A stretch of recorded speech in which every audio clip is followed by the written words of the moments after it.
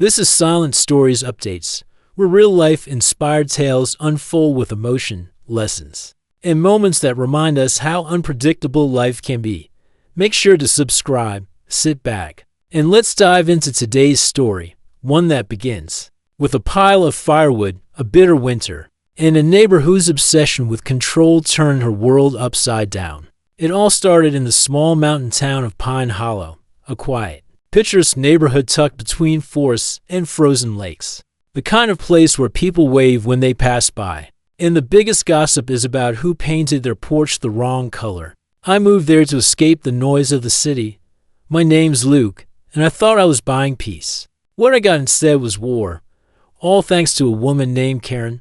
Karen wasn't just any neighbor. She was the head of the Homeowners Association, the self-proclaimed guardian of the neighborhood's aesthetic standards. Every community has someone like her, the one who thinks they're keeping order, but really just thrives on control. From the first day I moved in, she made her presence known.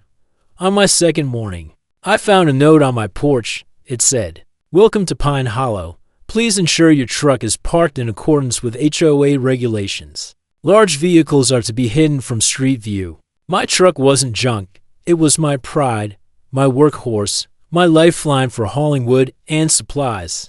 But in her eyes, it was unapproved. At first, I tried to be polite. I fixed up my yard, built a neat stack of firewood near my cabin, and waved whenever she passed.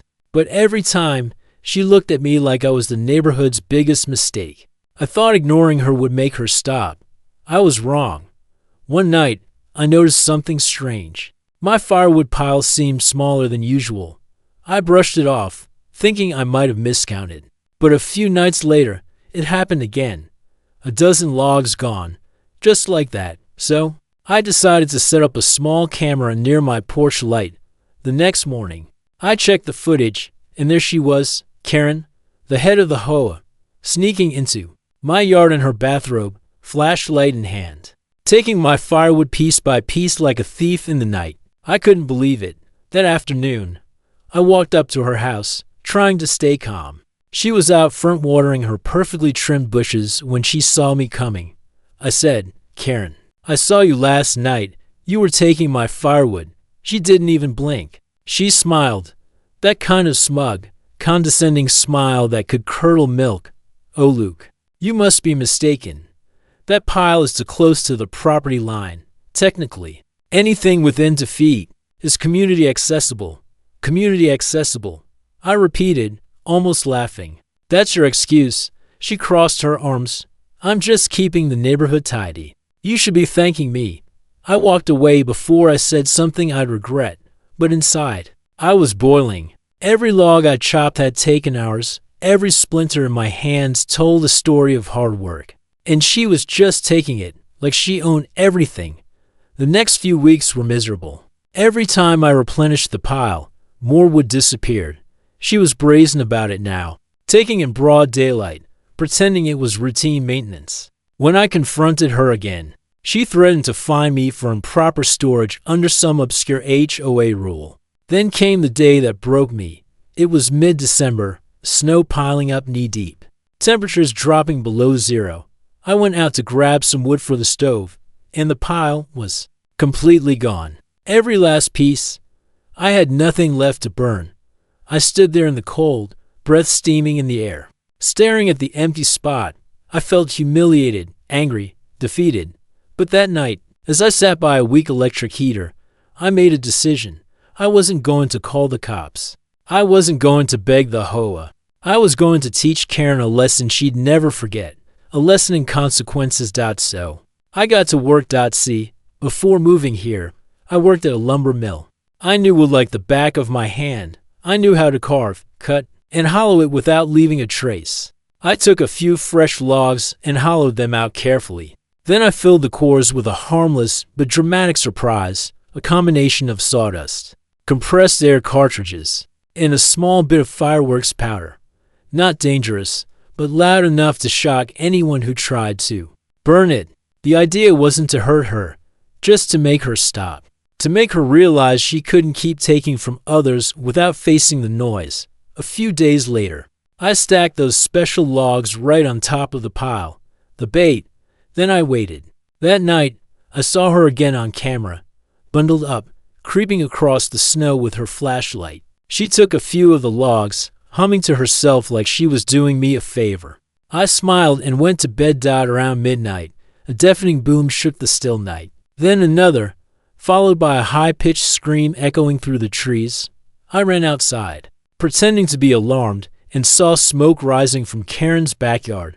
Her chimney was in pieces, and her husband was standing there in disbelief. Karen was shouting, "Someone tried to kill me." My firewood exploded. The firefighters arrived within minutes. When they asked what happened, she said she found the wood near the property line.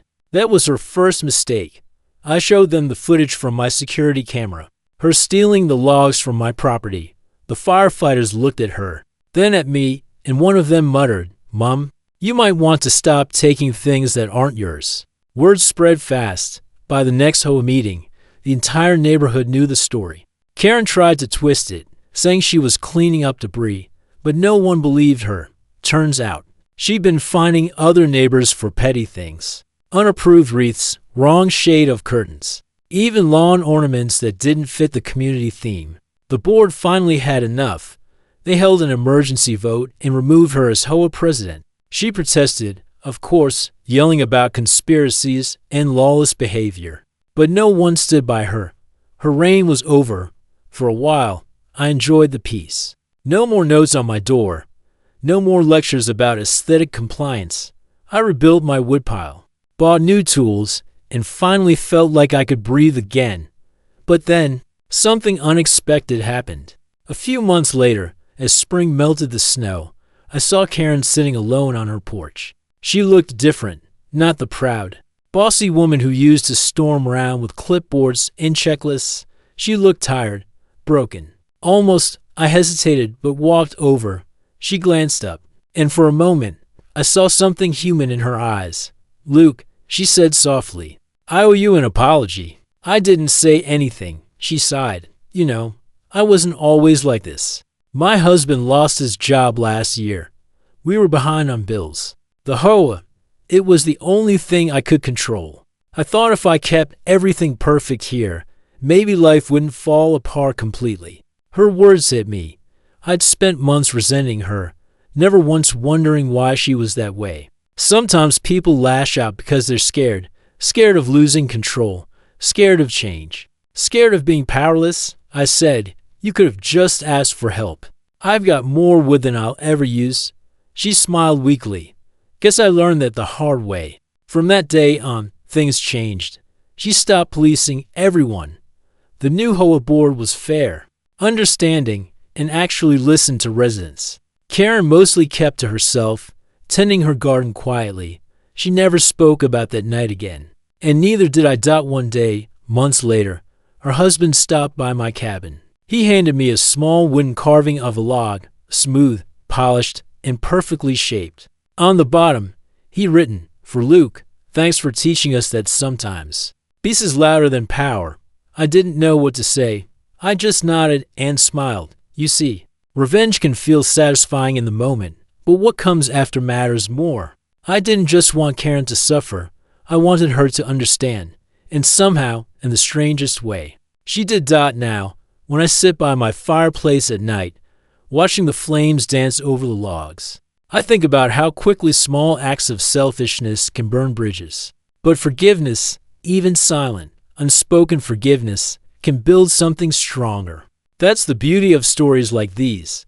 They remind us that even in a world full of control, anger, and pride, people can change. Sometimes it just takes one unexpected explosion, literal or emotional, to wake them up. In the end, I didn't win a battle. I found balance. I learned that boundaries aren't about revenge. They're about respect for yourself and even for those who wronged you. So if you ever find yourself facing a Karen in your life, someone who takes, manipulates, or tries to control you, remember this: you don't need to fight fire with fire. Sometimes, all you need is a clever spark to light up the truth, and maybe, just maybe, that truth will burn away the arrogance and reveal the humanity that's been buried underneath. Because at the end of the day, peace isn't something you wait for, it's something you build, one boundary, one act of courage, and one lesson at a time. This was today's story on Silent Stories Updates. If you found meaning, emotion, or inspiration in it, make sure to subscribe, leave a comment, and share your thoughts. Every story here carries a heartbeat, a reminder that no matter how cold the world feels, there's always warmth waiting to be found in the most unexpected places. Thank you for watching. Stay kind, stay grounded, and never let anyone steal your peace or your firewood.